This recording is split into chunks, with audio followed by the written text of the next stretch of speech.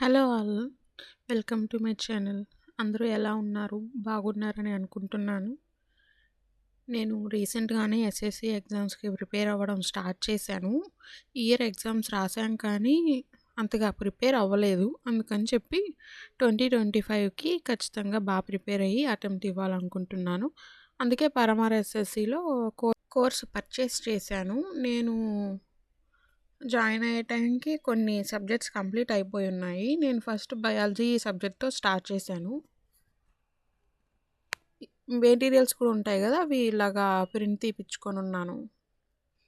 అంటే ఈజీగా ఉంటుంది కదా! నోట్స్ రాయటం కన్నా అని చెప్పి తీసుకున్నాను.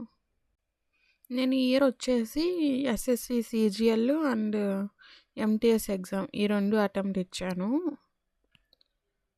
ఎందుకంటే నేను వేరే జాబ్స్‌కి ప్రిపేర్ అవుతున్నాను. కానీ అయి ప్రెజెంట్ మనకి నోటిఫికేషన్ అనేది లేదు. అందుకని చెప్పి ఎస్ఎస్‌సికి ప్రిపేర్ అవ్వడం స్టార్ట్ చేశాను.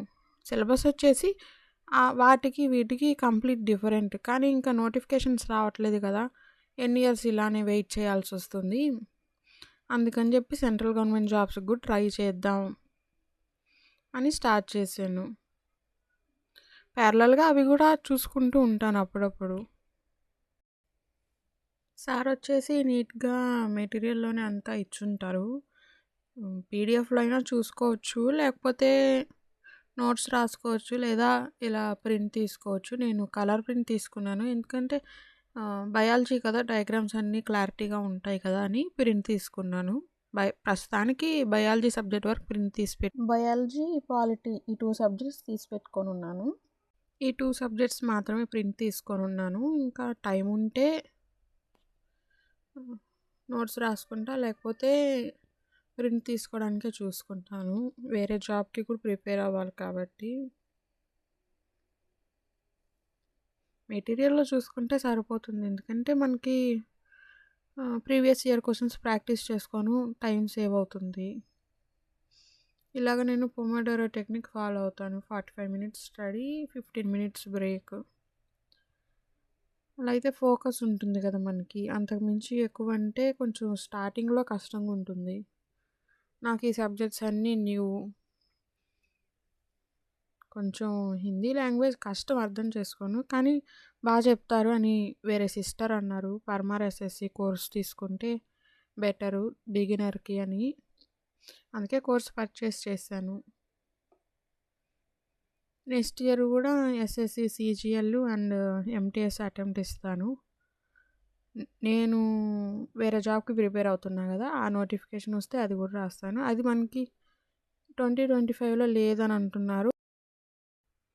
బయాలజీ ఫస్ట్ లెక్చర్ క్లాస్ వచ్చేసి మనకి 1 అవర్ 40 మినిట్స్ దాకా ఉంది. నేను 45 మినిట్స్ వరకు చూసి తర్వాత బ్రేక్ తీసుకొని వేరే సబ్జెక్ట్ చూస్తాను. ఎందుకంటే ఎక్కువసేపు చూస్తే బోరింగ్ అనిపిస్తుంది. స్టార్టింగ్ న్యూ సబ్జెక్ట్ కదా నాకు అందుకని చెప్పి. బయాలజీ, పాలిటీ ఇంకా రీజనింగ్‌లో కోడింగ్, డీకోడింగ్ ఇవి ప్రీవియస్ క్వెషన్స్ ప్రాక్టీస్ చేస్తాను. వీడియో లెక్చర్స్ అయిపోయిన తర్వాత.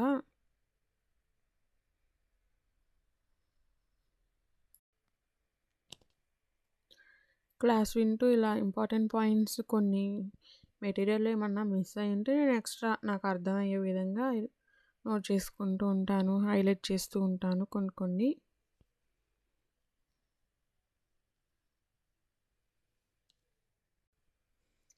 మామూలుగా అంటారు ఒకే ఎగ్జామ్ మీద ఫోకస్ పెట్టి ప్రిపేర్ అయితేనే జాబ్ వస్తుంది అని. నేను ఇప్పటిదాకా అట్లనే చేశాను. కాకపోతే నోటిఫికేషన్ ఉందో లేదో అని తెలియనప్పుడు ఎందుకు టైం వేస్ట్ చేసుకోవటం. వేరే జాబ్స్ కూడా ట్రై చేద్దాం. ప్రిపేర్ అవుదాము అని కొత్తగా స్టార్ట్ చేశాను. ఇంకా టైం అంటారా నేను ఫుల్ టైమ్ యాస్పిరెంట్‌ని. నాకు టైం ఎక్కువే ఉంటుంది. రెండిటికి మేనేజ్ చేస్తున్నాను.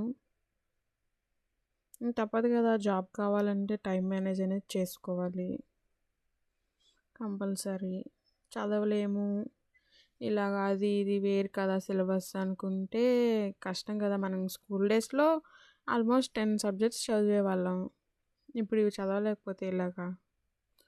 చదవాలి జాబ్ కావాలంటే అంతే. ఇంకేం ఉండకూడదు మైండ్‌లో. చదివితేనే జాబ్ వస్తుంది. అంతే. డిఫరెంట్ జాబ్స్‌కి నేను టైం ఎలా మేనేజ్ చేస్తా అని కావాలంటే కామెంట్ సెక్షన్‌లో కామెంట్ చేయండి. నేను ఒక వీడియో చేస్తాను.